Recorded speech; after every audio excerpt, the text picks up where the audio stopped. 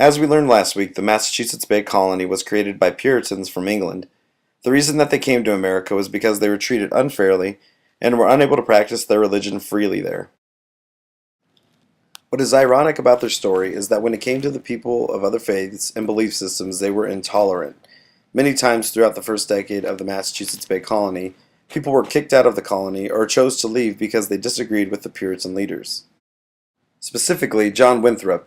He had a vision of what he wanted the colony to be and was intolerant of those he felt were in the way of that vision.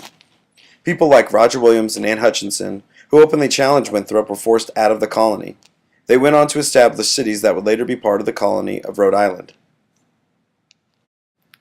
Other people like John Wheelwright and Thomas Hooker chose to leave because they were unhappy with Winthrop and other leaders. Wheelwright, who founded the first city of the colony of New Hampshire, and Thomas Hooker would found Hartford, the first city of Connecticut. Each of these colonies would be more open and more accepting of people from all faiths, including Jews and Catholics. Along with these colonies in New England, two other colonies would be created in America based on religious reasons. In England and Europe, Catholics faced discrimination from Protestant governments and leaders. George Calvert, a powerful English businessman and Catholic, had wanted to create a colony that would be a welcoming place for other Catholics. Although he died before this could happen, King Charles I would later give his son Cecil Calvert a charter to create the colony of Maryland. Pennsylvania followed a similar path. A religious group called the Quakers also faced discrimination in England. A wealthy businessman and Quaker named William Penn wanted to create a safe haven for Quakers in America. He convinced King Charles II to give him a charter to establish the colony of Pennsylvania.